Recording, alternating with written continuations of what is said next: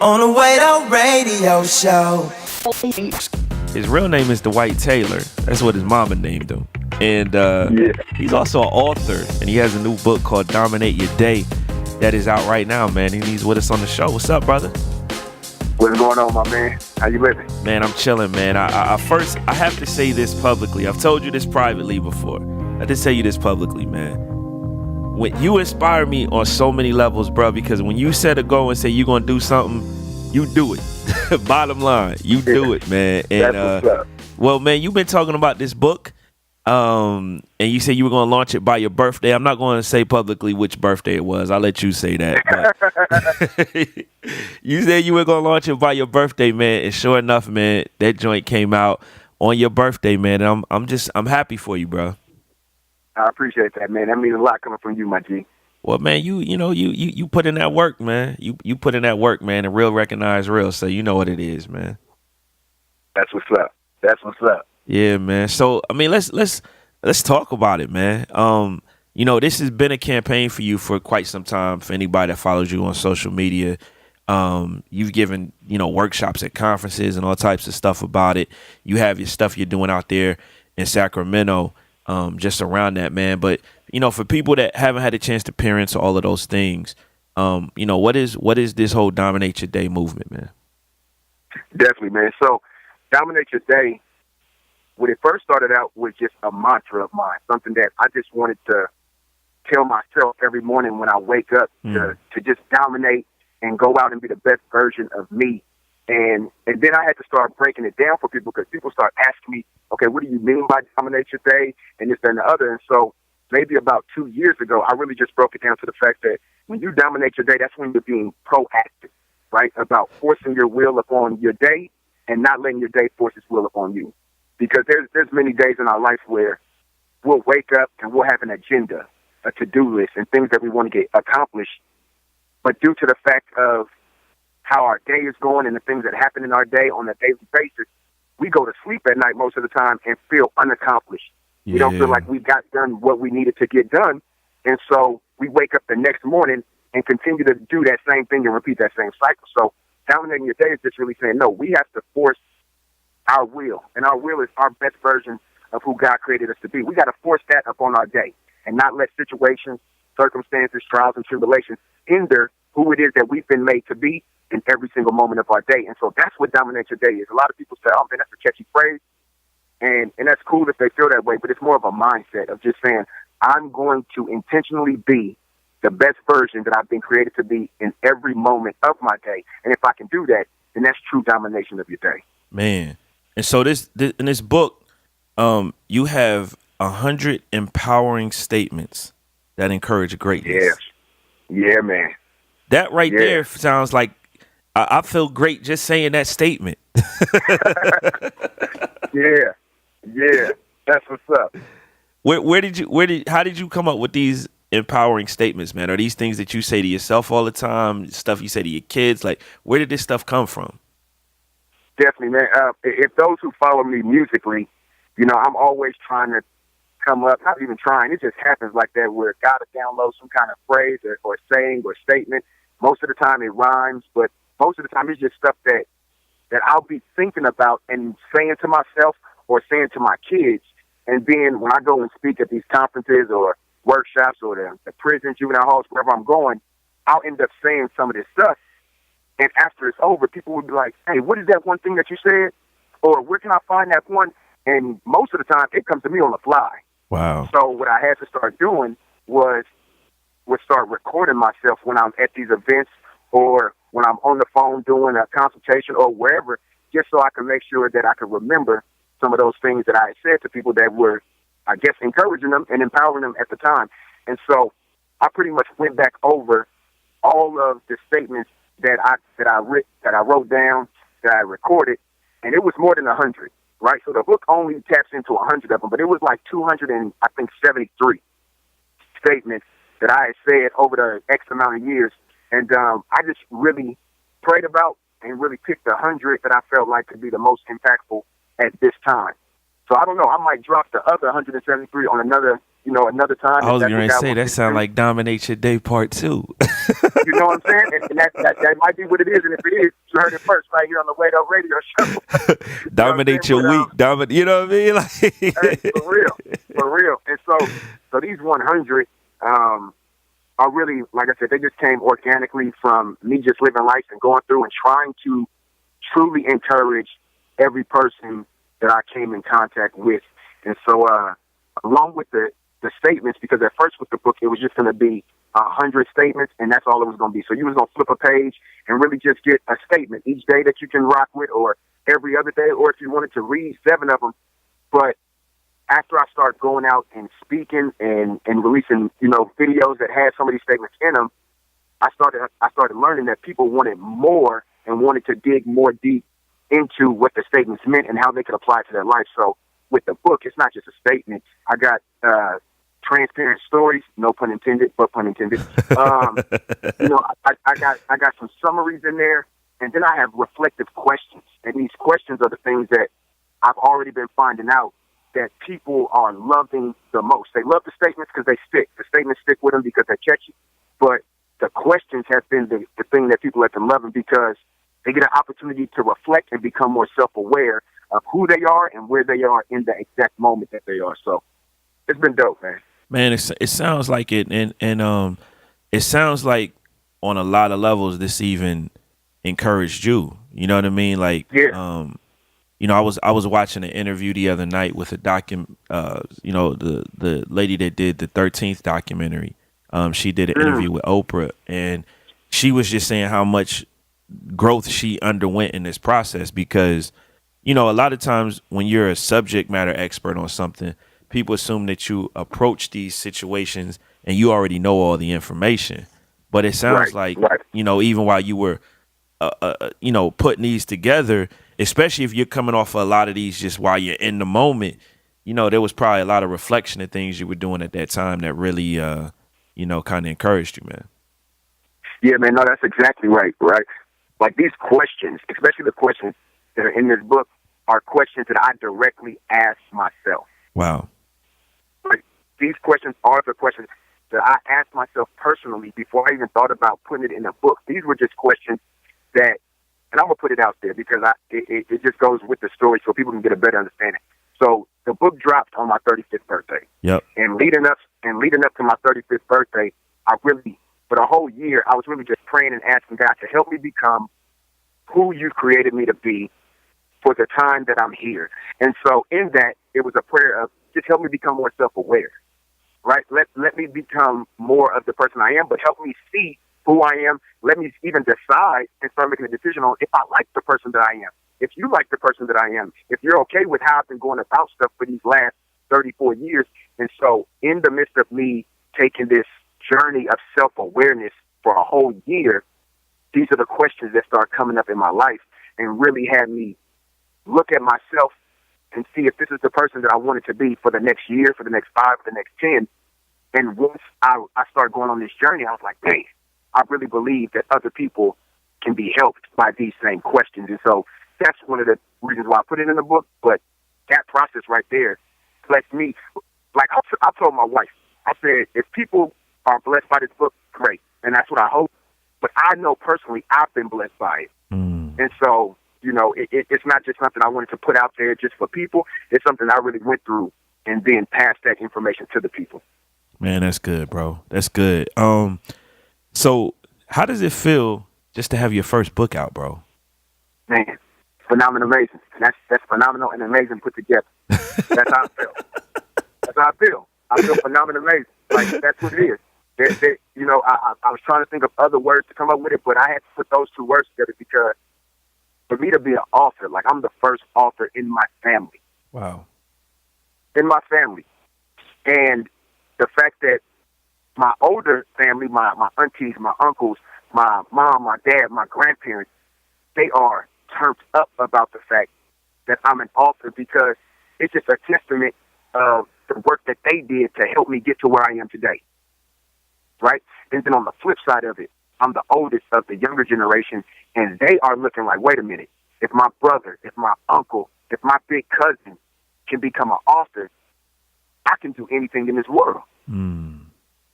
So for me to be an author, yes, I love that I can lead with that now. I love that you lead it with that in introducing me. But that's like the icing on the cake. The cake is the fact that because I'm an author and I follow through on what I said I was going to do, my family, those older and younger than me, are being not only blessed by it, but their lives, their mindsets are being changed based off of this. And that's the win for me. That's something I can go to the grave with and be excited about. So, when did writing a book become a goal for you? When I was 24. Wow. So 11 years ago. Yep, 24. And I procrastinated. I was going to ask you, what took you so long to write it, you think? Yeah. And I don't even like using procrastination. I just call it not prioritizing priorities properly. That's MP3. Yep. That's in the book. Here's what happened. Fear. Every time I would start writing, I would start thinking about other people and going, what if people don't like what I write? Am I going to be able to handle if people say, man, you're a rapper, or you are this, or you are that? What makes you think you can write a book? And so I would get chapters into certain books that I would write and then just stop because the fear of what I thought other people would think of me, it started crippling me. It started paralyzing me. And it started derailing me from the dream that God really put, inside of me. And so it took a lot. Obviously, it took a lot of time. It took 11 years for me to even just get the courage to follow through. And then the other part that pushed me to doing it was my aunt passed on February 22nd of last year. So it's coming up on a year. Yep. And we all believed that she was going to be the first author in our family because she was the writer. She wrote poetry. She wrote devotionals. She wrote all these things. And so her and I would always talk about, she was like, you need to turn your music into books. And I'm going to start turning my poetry into books. And, we're going to do this thing together. So we would always encourage each other to do it. But neither one of us ever did it. And when she passed, literally 2 days, if I could pull up my Word document that said that 2 days after she passed, I told myself that if I do nothing else, I want to write this book and dedicate it to her because she didn't get an opportunity to do what it is that she said she wanted to do. But what she did do, it inspired me to do this. And the book is out, and I think it's probably the fourth page. If you open the book, the dedication is to her, Angelique, and we call her Angelique if you switch up how you say the word. But the dedication is for her, and she is the inspiration, like the true inspiration for why it pushed me to get it done. And so, yeah, man, she left a legacy, and I just wanted to make sure that it lived on through this book.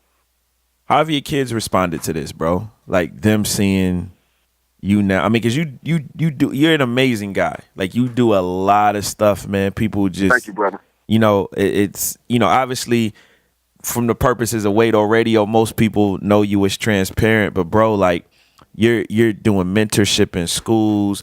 You're doing motivational speaking. You're doing prison ministry. Like you do a lot of stuff, man. And you adding this new feather to your cap with being an author, having the book out, having physical copies of the book, having the ebook available for people to buy.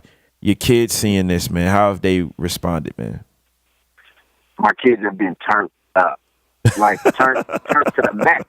It's not even like on when the song "Turned Up" came out. It's not even on there. It's when they see me on ESPN, they was turned up. When they seen me win the BET, they was turned up. But right now, this is the most turned up that they've ever been. Wow. Because writing a book was something that wasn't even imaginable to them. Wow. Doing music was something that, anybody can do music. Sure. My dad's been doing music. I can do music if I want to. Yep. And my 3 kids, they all freestyle. My 2 boys and my daughter, that's what they do. But when it came to writing a book, that was almost like, becoming the president or becoming a senator or going to the moon or something for them. It was like, I've never heard of somebody that I even could remotely relate to writing a book. And so for their dad, for their father to write a book and now have the book that they can hold in their hand and they can go to school and brag, which they do, and talk about, man, my dad is an author. And they got kids at their school who are wanting to buy the book it's a beautiful feeling for them. And because they find joy in that, I find joy in that too. Man, that's so encouraging, brother. That's so encouraging, man. Like Yeah. that's the kind of stuff right there that changes the trajectory of a family and generations in terms of the possibilities. Definitely, man. Let me say this. My oldest son, Dwight Jr., he wanted to, he started a magazine probably when he was like in the 4th grade. He's a 9th grader now, freshman. He started a magazine, and me and my boy Courtney Sargent, we put together his magazine and featured it in my boy's magazine. And so he was so turned up. He was like, wow, my little paper magazine that I wrote got put in a real magazine. And I was like, man, keep doing these magazines, and one day we really gonna, publish them so people can see them. Long story short, he stopped doing it, and I don't really know the reason why, but once he seen his book in his hand and he was flipping through it and really understood that his dad was the author, those dreams of doing his own magazine, a boxing magazine, a basketball magazine, start coming back to him. And I just got excited about seeing his fire. My 6-year-old daughter started creating her own book literally the day that the book came in. Man, bro. Yo, that's so motivating. Yo, how did you, I don't think I've ever asked you this, man. How did you get into motivational speaking? Because I feel like every time you and I have a conversation, like, so I don't want to get a wrong impression. Like me and him talk every week, but when we talk, it's always for over an hour, and I feel like, man, I need to go out and conquer the world. Like, that's what's up. Hey, I feel like that. How did you get into motivational speaking and, really feel like, man, this is the space that I need to be in, and that God is clearly giving you a gift to function in? Definitely, man. So it started when my grandmother said she had a dream. I was probably 10 or 11. She said she had a dream and seeing me stand in front of like a whole bunch of people and just building them up. Like, she told me that when I was little. And then what happened was I went to college. I went to Fresno State, and I was a freshman at Fresno State, and I was volunteering my time at this, it's a spot like a Boys and Girls Club, a YMCA. Yep. And I went to volunteer my time and just give back to the youngsters.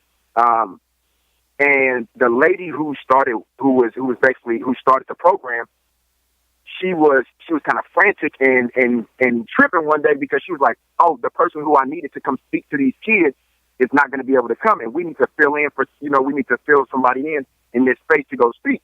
And so she's like going around everywhere trying to find a person, grab another staff member. And again, I'm just a volunteer.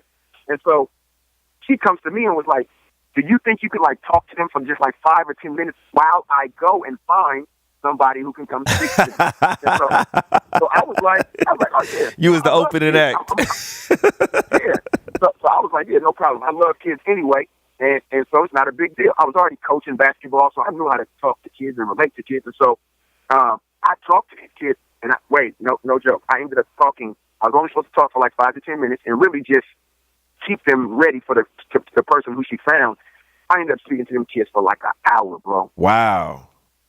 Like an hour. And I'm really just encouraging them to be their best them. And this, all the stuff that my grandmother and grandfather had taught me and said to me, I'm just regurgitating it. And because I'm believing it, there was a passion that came along with it. And so, now we went into Q&A, and I'm asking kids questions like, what is it that you want to be, and blah, blah, blah. This lady comes back probably about 10, 12 minutes into me talking and looked at me and was like, hey, just keep going. You're doing great. And from that moment on, like, I left, and from that moment on, I was like, man, that was kind of cool. No joke. Wow. She called me about a week later and said, hey, there's another program down in West Fresno, and I told them about you. Can you go speak there? And I was like, yeah, that's cool. No problem. She's like, maybe about 10, 15 minutes. So I go there and speak. Same kind of deal. Same number of kids. Bro, I was getting ready to leave, and the director comes up to me and gives me an envelope. And I'm like, oh, what's this for? And he was like, hey, man, we just want to, show you our appreciation for coming. I opened it up. It was $75. A $75 check. And I'm getting in my car, getting ready to drive back to the school, and I'm like, wait a minute. I just spoke for like 20 minutes, and this dude just paid me $75. Wow. because he appreciated what I was doing. And at that moment, I was like, this is what I want to do. Wow. Now, I didn't know how I was going to go about it because I wasn't in school for communications. I was in school for childhood development. And so I was like, maybe I'll flip this into me being a teacher because I always wanted to teach. I always wanted to empower people. And so I was like, oh, it'll work out because I'll be teaching and I can use this passion of mine to encourage people during teaching. Fast forward, once my life started changing around and once I accepted Christ, it was like, oh, well, maybe I'm supposed to be like a youth pastor or something like that. And over that time, it just kept evolving and changing.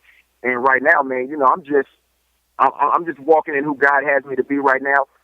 The encouragement expert, you know, a professional communicator, whatever it is that people want to call me. But I just want to encourage people to be the best in that God created them to be. Man, and you do such a great job at it. I mean, I think that's the thing. Like it's your Instagram videos, your natural conversation, your public speaking.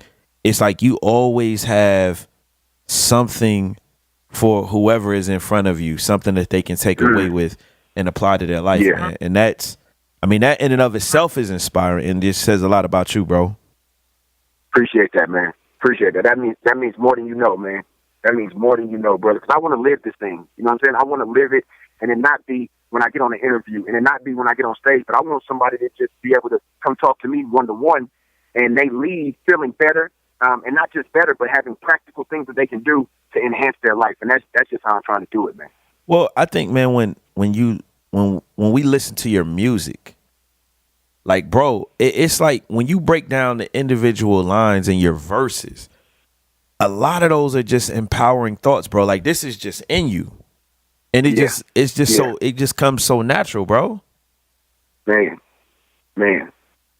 That's dope that you even see that and recognize that, man. I appreciate that. Yeah, bro. Yeah. It comes out natural, bro. You know, and it's motivational, man. So that's good money. Are we gonna get some more transparent music soon? You know what? My youngest son Isaiah, he asked me that the other day. He said, "Are you done with rapping? Are you still doing music, or are you going? You know, what you gonna do?" And here's unknown how, caller. When I was doing the book, writing the book, and really digging in for like those 100 days, really locked in on the book. But in the midst of that, right, in the midst of me writing the book, I would hear a beat or just be driving somewhere and have some music on, and I would start freestyling. And that has not happened for a long time. And I know, for me, if I start freestyling and not telling myself freestyling right now, but it just comes naturally, then that's when I start getting that itch again. Like, oh, maybe I need to, you know, see what I can come up with or what God want me to say at this moment. So I believe that I will be releasing something. I don't know when. I'm not even going to put it out there like that, but you will be the first to know, and your listeners will be the first to know. But I start freestyling again, so if that gives anybody any kind of hope that I'm coming back with something, then, you know, we're going to leave it at that. That sounds like something's going to be in the pot cooking soon, man. That's man. That's good, though, man. That's great, bro. That's, I think, man, I say this a lot, man. I'm always jealous of people that have all these different gifts and talents and can do all these different things, man. And it's like you have a lot of those and you do them all well, bro. Thank you, brother. Thank you. Man. And here's the dope part about you, right? And I get what you're saying and I get why you said it, but can't nobody do Wade like you do Wade because it's only one you, right? Like there's no other DJ Wade-O, there's no other Wade here, there's no other Wade-O radio show because can't nobody do it like you do. Like on my best day at being you, in all that you do, on my best day at being you and your worst day at being you, you're still going to be the number one you because there's only one you. Amen. Amen, bro. I receive that, so, brother. Yeah, man. Can't nobody do it like you. Man, I receive that, man. So I want to shift gears a little bit, bro. There's a lot of racial tension and just tension, and I shouldn't even just say racial tension anymore because a lot of what's happening right now in our country is bigger than police brutality. You know what I mean? Like, especially with this new administration and all of these policies, man. And it seems like every day there's something new coming out that's just crazy controversial, man. What do you make of all of this, brother? That's a great question, man. And I actually was just talking to some of my young boys the other day about this. And I'm gonna give you the best answer that I can give you. And usually, and this is me being transparent, like for real.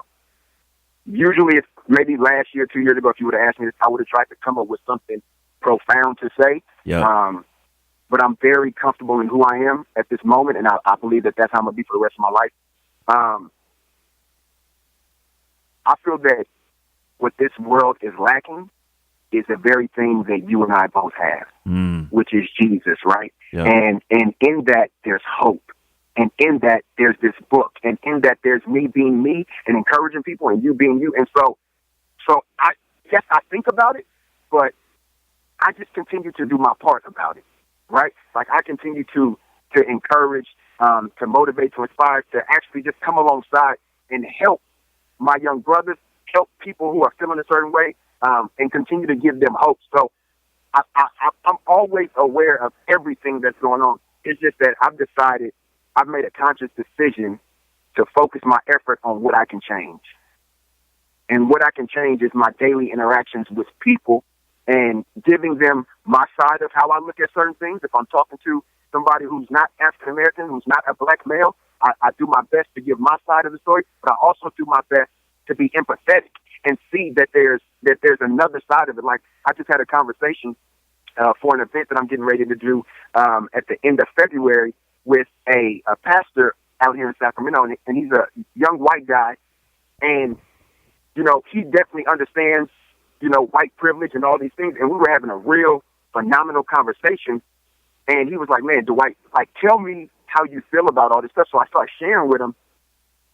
And I think what caught him off guard was the fact that after I got done sharing, I was like, well, now you tell me how you feel about it, how you look at certain things, and how you view all this. And just the fact that we could have that type of tough dialogue, but both have an empathy towards where each of us are, it was super dope. And that's what I'm trying to do. Like, I'm getting ready to start going into schools and having these dialogues with school systems, but really creating a safe space where we can all talk about African Americans, white, Hispanics, Asian, where we can all start talking about how we're feeling in this time, because that's the thing that's missing. Conversation is missing. Safe space is missing. And I want to be able to do my part to provide those things. Man, I'm going to tell you something, bro. It's the people who are looking at this situation with the new president and they're fearful. I'm like, man, you putting too much hope and trust in this guy. You know what I mean? Because I can understand frustration. I can understand doubt. Obviously, I understand disagreement. Like, I understand all of those things. But when you're afraid of something, you get that thing power, man. And I feel like in too many cases, we give, on both ends, we give the political system too much of our I don't know the right word, but we give it too much. We put too much faith in it. And I think the reality is, man, you said it best, bro, when you said this world is lacking what we have. And that's the joy, the peace, the rest that comes from a relationship with Jesus Christ, man. Definitely, man. Definitely. And I just think it's one of those things where us as believers, right, us as Christians, we just have to continue to stay relentless at letting those things that you just named overflow out of our life in every situation, even with people that we don't agree with. Yep. Like, we need to still let them see the main thing, right? We got to keep the main thing the main thing. And the main thing is Jesus. And the main thing is that we need him. And the main thing is that, like, that is the main thing. The main thing is not who's the president. The main thing is, man, we have something. We have the cure. We have the answer. So let's continue to give them that main thing and be praying that God changes their heart and God changes their motives, right? Because when we pray, God moves. That's how it goes, man. And so if we keep the main thing, and the main focus, God will take care of that stuff. Absolutely, man. You that's it, bro. That's it. I feel like, man, I feel like the other part about dialogue, like, I've been preaching dialogue for so long on all these issues because I think so much of this is birthed from a place of ignorance, man. You know, like I heard during this election, like think about this, bro. I heard so many people say, man, on both sides, like, man, I don't like, who are these Trump supporters? And I'm like, yo, if we're asking who are these Trump supporters, that means we're not talking to enough people, because clearly, right. And you would hear other people say, man, who are these Clinton supporters? Or who are these Bernie Sanders supporters? Yeah. And it's like, fam, we got to broaden and get out and talk to some people with some different views than us so we can understand other people, man. Yeah, man. Yeah. Like there's a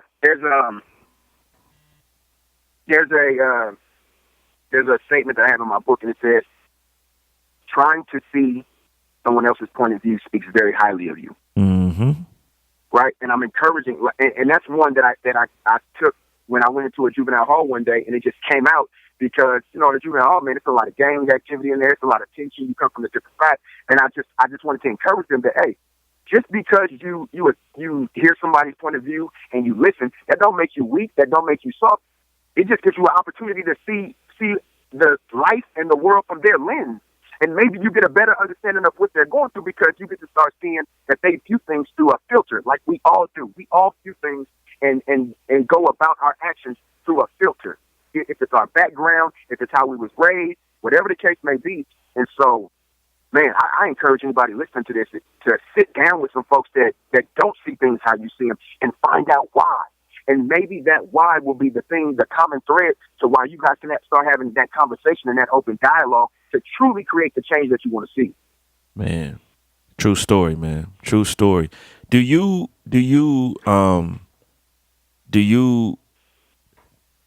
let me put it to you like this, because I know you do a lot of work in the inner city kids, man. Yeah. How are a lot of them processing what's happening right now? It's difficult. It's difficult for them to even process and fathom. So, so that's one. It's difficult for them because the young folks are only getting what they see on Twitter and Snapchat and all that, right? And Instagram, right? Because they're not the ones who are actually going to do the research about what's truly going on. So they're getting the worst of the worst. And so they're all they're seeing and taking in is like the worst of the negative. And so that's one side of it. The other side of it, to keep it totally 100, some of these kids they're not processing it because for them, they feel like it don't matter. Don't matter. Right? So you got some who are seeing it because they on there and maybe something will pop up and they'll glance at it and see protests and blah, blah, blah, and want to ask some questions. But then there's another set of them that I could ask them, something about Philando or this and other, and most of them like, oh, was that the dude that got killed? Or what did he get? And that's all they know because to them, it's not them, so it don't concern them.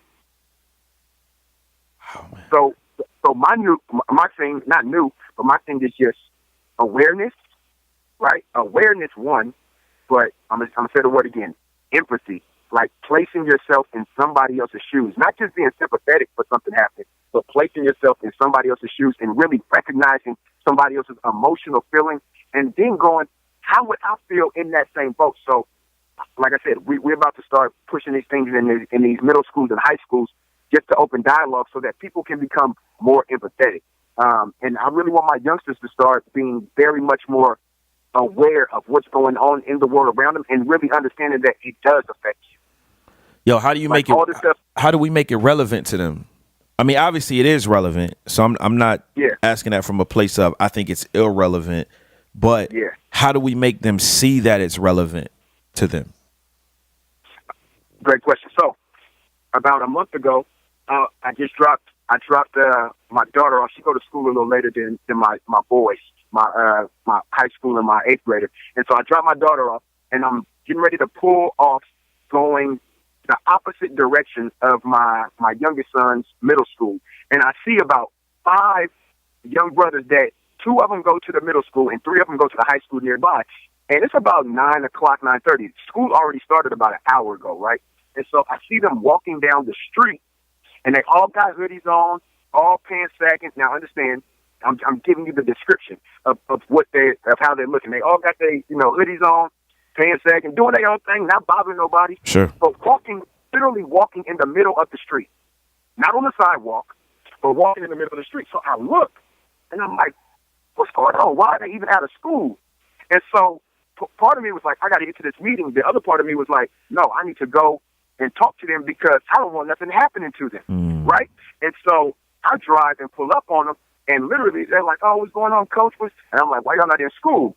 So they're like, oh, we going to school, but we going to do 1, 2, 3, and 4. And so literally, I pull all of them to my window. They come all to my passenger side window, and I just start breaking it down to them. I'm like, y'all have heard me talk about everything that's going on in this world with our African-American men, our young males, this, that, and other. I said, let me just paint the picture of what I just seen as I'm driving by, and I know y'all. And so I shared the description that I just shared with you, and I said, now, how is that helpful to an officer or to some neighbor who doesn't know you, who's afraid of you for whatever filter and whatever background and whatever way they were raised? How do you think they are feeling watching 5 African-American males walk in the middle of the street, talking loud? I said, and y'all not doing nothing per se wrong outside of not being in school, but I said, you have to understand and be aware of the times that we're living in, and that you are the very people that we're seeing on these T-shirts, in the news, and this and the other. And so for me, it's breaking it down for them so they can understand it and using examples just like that. Because, no lie, right after I said that to them, two of the high school boys kept going to where they was going. 3 other boys decided, man, let me go back in school and not end up being another number or another statistic. That's dope. That's dope. That's dope. So, that right there is what it's meeting people about. where they are, man. Meeting people where they are. That's meeting the young folks and anybody right where they are and talking to them from that place. Not sugarcoating it, but just keeping it solid with them, man. Yeah, and because I feel like too, man, like these young people, man, they have so much potential and so many other things going on, and sometimes, man, it's like we just assume they should know about this stuff. When the reality is, it's like, yo, you had to learn about it too. You had to take time to learn about it too. And if they don't know where to go to get the information, and we not giving it to them, how they gonna get it? Exactly. So, yeah, man, that's good, man. That's good, man. So, man, what you got next coming, man? I know, obviously, you've been doing a ton of work in the school system in Sacramento and in the Bay Area in general. Yeah, man. Kind of on the low. People don't always know about all that, man. But but what you got coming next, man? As you continue to promote this book, man. So the next thing that we got coming up is this literacy campaign, and I've been in the school systems for probably 7 years, but really out here in Sacramento for about the last 2.5, 3 years. And due to the fact of my relationship that I've built, because of the trust and the consistency that I showed these students, superintendents, principals, teachers are seeing how influential I am to the lives of these students around Sacramento, Sac City Unified, Twin Rivers, San Joaquin, all of these school districts out here, that when the book came out, people started hearing chatter from students who would never pick up a book, who didn't want to read, who were not excited, and start hearing chatter going around talking about, I need to get Coach Taylor's book.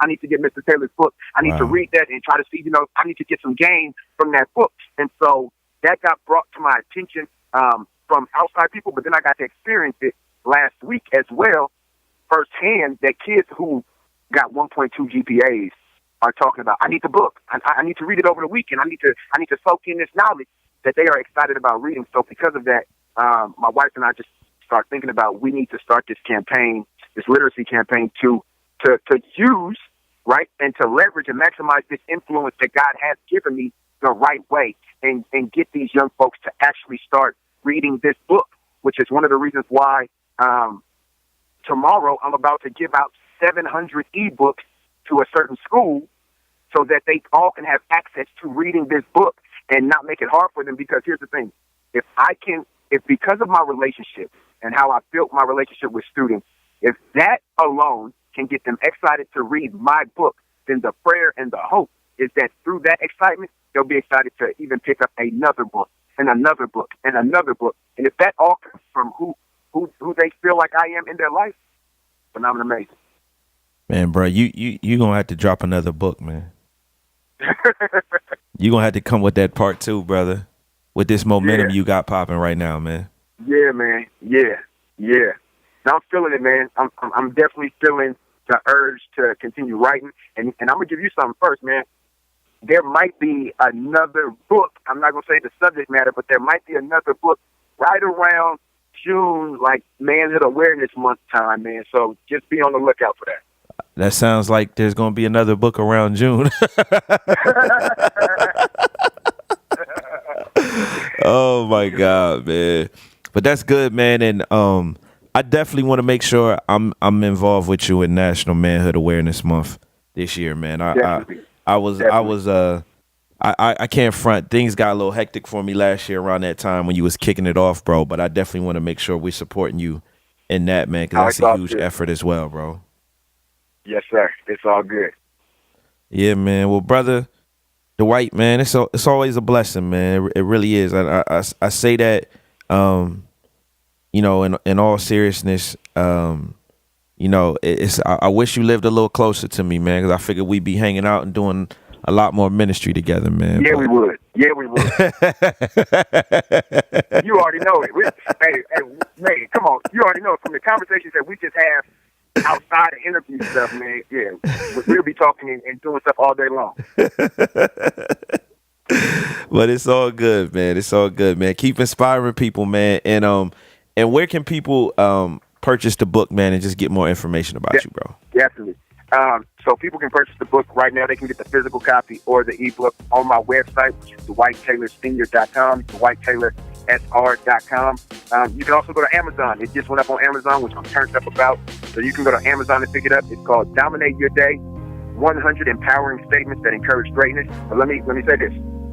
If you want me to sign, like if you want to get a signed copy of it right away and not have to come to an event or something I'm doing, then get it from my website because I'm shipping those directly to people, being able to sign it, write something special in there. If you get it from Amazon, it's all good. Just know that it won't come signed, but you just have to come to wherever I am. So DwightTaylorSenior.com or you go to Amazon. Man, that's good stuff, man. Appreciate you, bro. All good, my man. Hey, it's mutual. Keep being who you were created to be, man. Keep giving your perfect effort at doing what you do because you are changing lives that you don't even know about. You changing generations just by you doing what God wants you to do. And so I'm grateful for that. And I'm grateful for you. And I'm beyond all this. Like I'm just thankful that I got a friendship with you, my man. And I don't take that lightly. Man, the feeling is definitely mutual, bro. All good, my G. On the Way to Radio Show. On the Way to Radio. On the Way to Radio Show. Where